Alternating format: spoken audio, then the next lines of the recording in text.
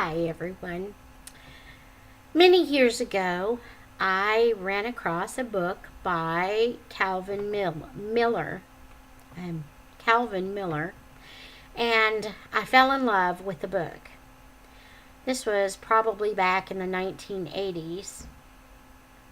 And just recently, the Lord has brought the book back to my remembrance. And so I thought I would try and find the book. Well, it turns out, and I knew this previously, but it actually was the book that I thought of was the first in a trilogy by Calvin Miller called the Singer Trilogy. And it begins with the book The Singer, then it goes to the song, and then the last book is called The Finale.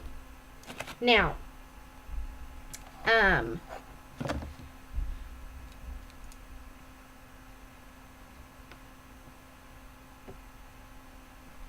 just going to read the synopsis on the back of this book.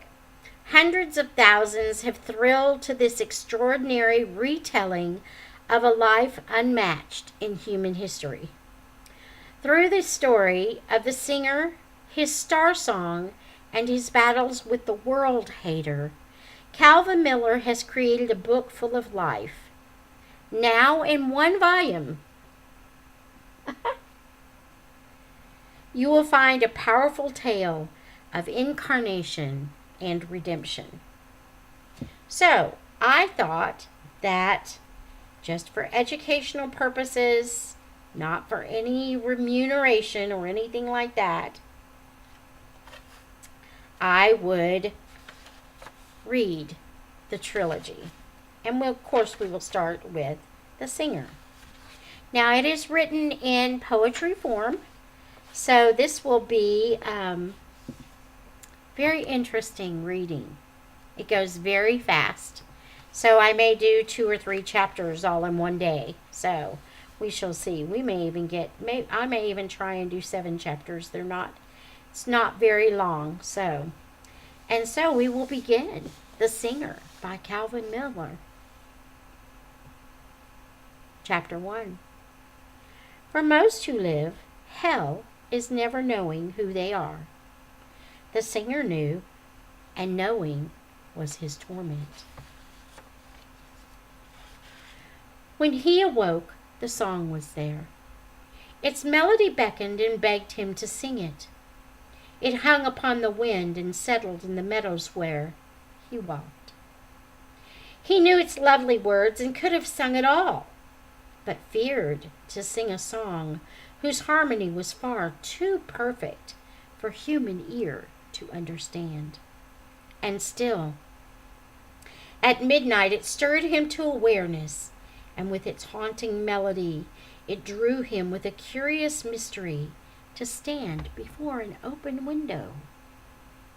In rhapsody it played among the stars. It rippled through Andromeda and deepened Vega's hues. It swirled in heavy strains from galaxy to galaxy and gave him back his very fingerprint. Sing the song, the heavens seemed to cry. We never could have been without the melody that you alone can sing. But he drew back, sighing that the song they so desired was higher than the earth. And always in his agony of longing and reluctance, the atmosphere around him argued back.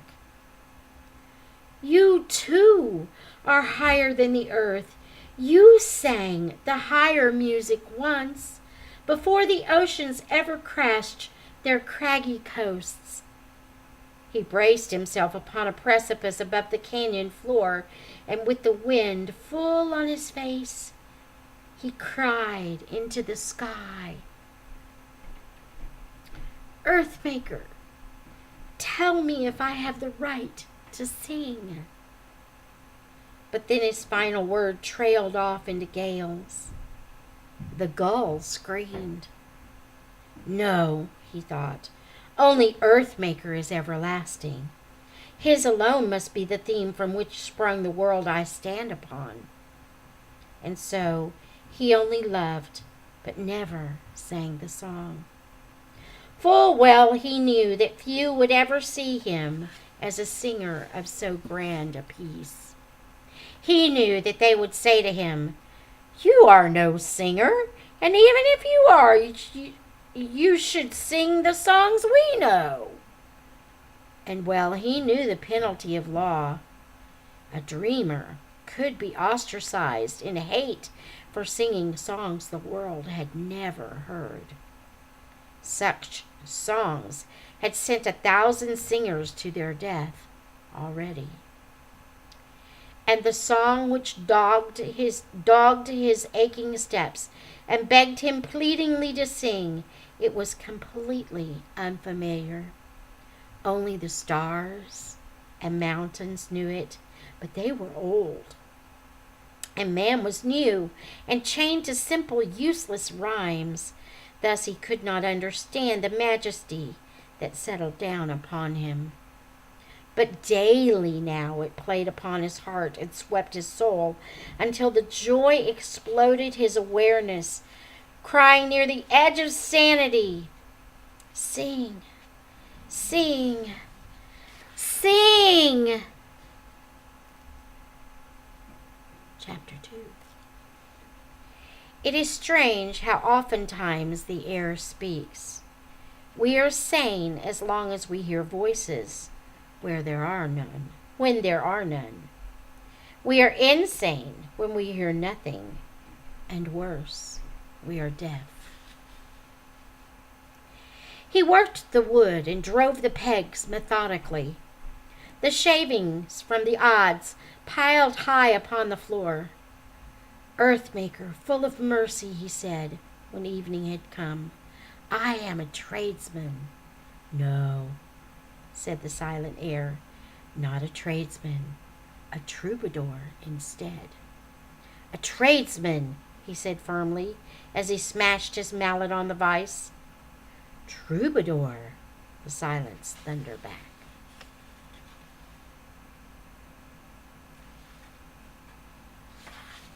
Chapter 3. Two artists met one time within a little wood. Each brought his finest painting stroked by his complete uniqueness, when each revealed his canvas to the other. They were identical. So, once in every solar system, there are two fingerprints alike. But only once. His seeming madness made the music play 100 times more loudly than before. It lured him from his highland home. He left the mallet broken on the vise and walked away. Never had he been the way he walked, and yet his feet knew every step. He could not cease to marvel how they moved his body forward through the mist of circumstances which he vaguely knew by name. His naked feet intrigued him, for they moved with purpose which his mind had not yet measured. Besides, they each wore a curious scar of some wound as yet unopened. Yet they had been there long before his birth. What twist of meaning had Earthmaker given him to scar his feet before he ever walked? From the hills he walked ever downward to the valley miles below. Down, down, down, until the vegetation thickened into shrubs and the desert gave way to river jungles. And there, where water lapped at his fatigue, he heard a singer singing his compelling carols to the empty air. The tradesman knew that it was just an earth song, for it was different from the star song which begged him to be its singer, yet somehow like it. The river singer finished, and they walked into the trees. "Are you the troubadour who knows the ancient star song?" the tradesman softly asked.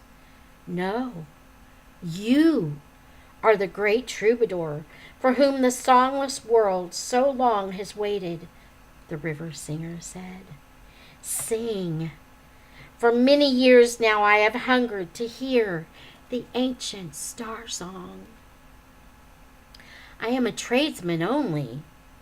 Then the river singer waded out into the water and beckoned with his hand. Slowly the tradesmen followed. They stopped waist deep in the water. Their eyes swam, and they waited for the music to begin. It did. The tradesmen knew the river singer heard it too. The water swirled around them, and the music surged. Every chord seemed to fuse the world in oneness. They stood until the surging current buried them in song. It then receded, and the music died away. And the river was once more a simple river. Then over that thin silver stream, the thunder pealed, and a voice called from the sky above, Tradesmen, you are the troubadour. Go now and sing. Chapter 4. I knew a blind man whom a surgeon helped to see. The doctor never had a lover such as he. It is in such a way that singers love composers. From the river he moved on, in quietness, alone. He still talked to Earthmaker as he always had, but now he called him Father Spirit. He loved the newer name. The star song came upon him with a manly joy. At last he sang. He threw the song against the basalt canyon walls. It ricocheted in splendor, and he remembered far before that he had sung those very canyons into being. Father Spirit, he shouted at the desert sky, I love you. Ask of me anything you will, and I will do it all. The universe gathered up the echoes of his joy and answered back, I love you too, my singer. One thing alone I ask of you. Sing my ancient star song to the world. Father Spirit, I will sing it. In every country will I sing it, till all the world you love can sing it. In joy he sang and sang until he fell asleep on the desert floor.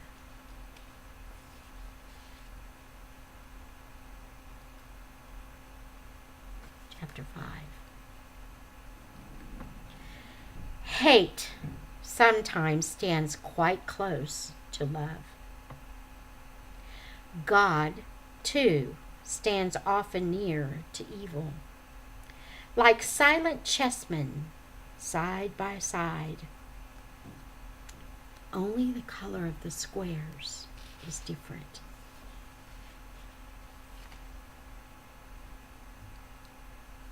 He was not alone when he awoke. The ancient world hater had come upon his resting place, and not by chance. The hater leered at him with one defiant, impish grin. Hello, singer. Hello, world hater, the troubadour responded. You know my name, old friend of man. As you know mine, old enemy of God. What brings you to the desert? The giver of the song. And does he let you sing it only in these isolated spots? I only practice here to sing it in the crowded ways. It was hard to sing before the world hater, for he ground each joyous stanza underneath his heel. The music only seemed to make the venom in his hate more bitter than before.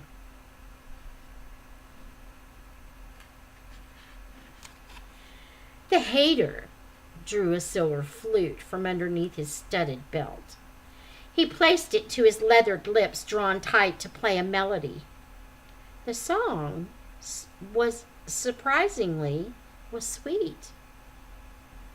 It filled the canyon with an airy tune and hung its lingering reverberations mysteriously in every cleft. It rippled on the very ground under their feet. A strange compulsion came upon the singer. Furiously, he wanted to sing the hater's tune. He barely staunched the eager urge to sing. The morning sun glinted fire upon the silver flute. The music and the dazzling light appeared to mesmerize the singer. "You must not sing the hater's song," the Father Spirit cried.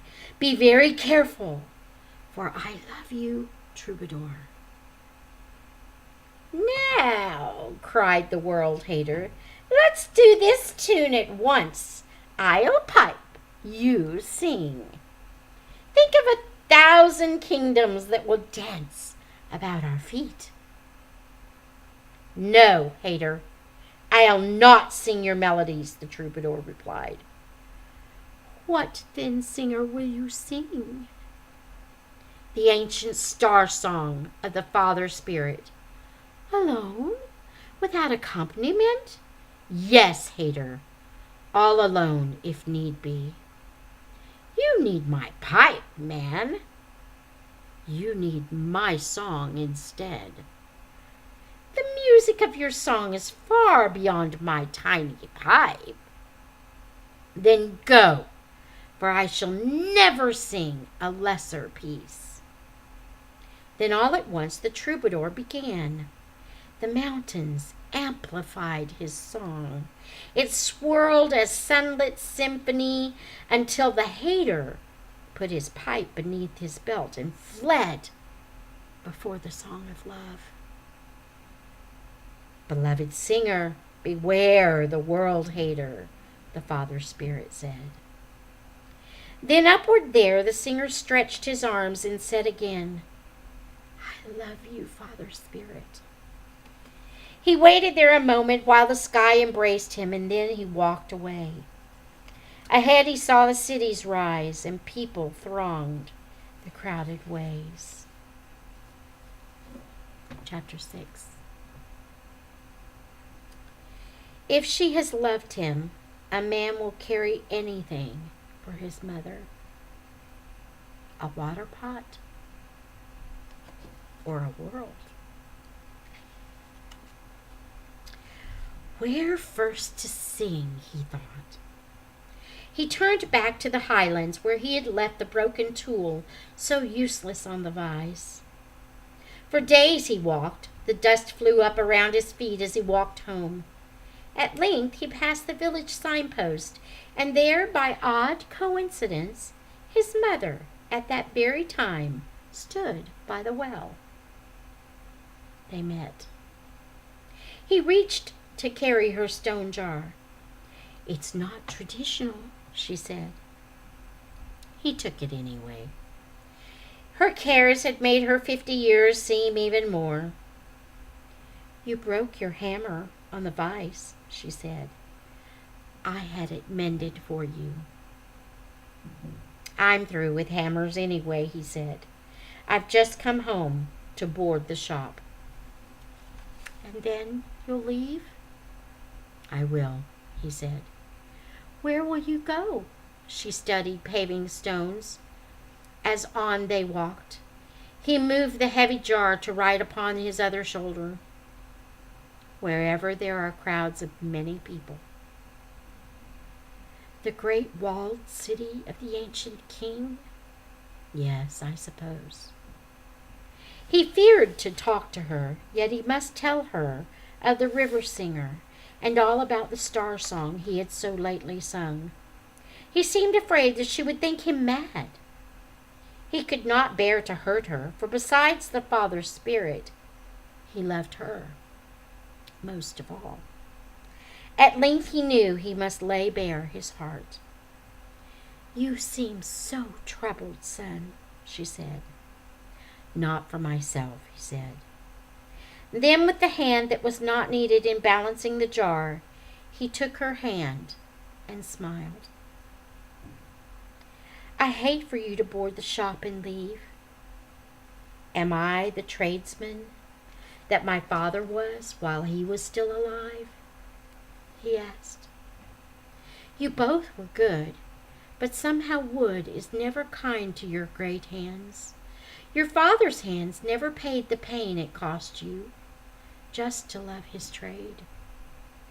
She looked down at the gentle suffering hand that held her own.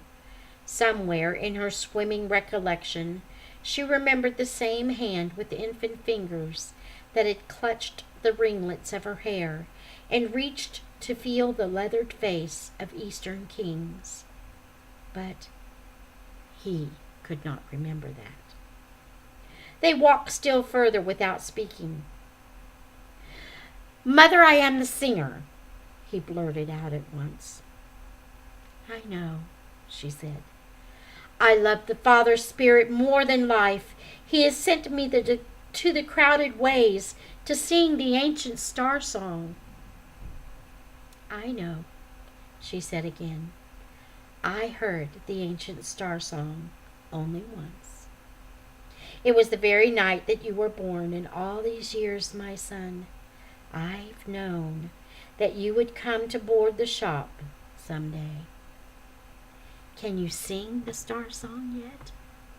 "I can," he answered back. They neared a house and entered. They shared a simple meal and sat in silence. And the song, which they alone of all the world did know, was lingering all around them in the air. She had not heard its strains for 30 years, but hungered for its music.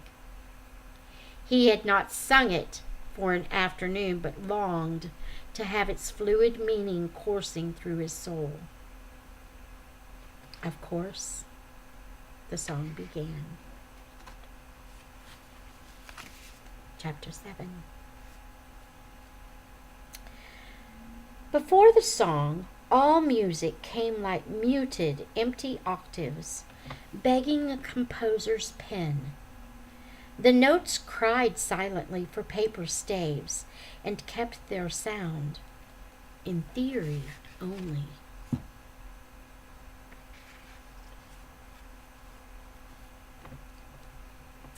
In the beginning was the song of love. Alone in empty nothingness and space, it sang itself through vaulted halls above, reached gently out to touch the Father's face. And all the tracklessness where the worlds would be cried, "Father," through the aching void. Sound tore the distant chasm, and eternity called back, "I love you, son. Sing, troubadour."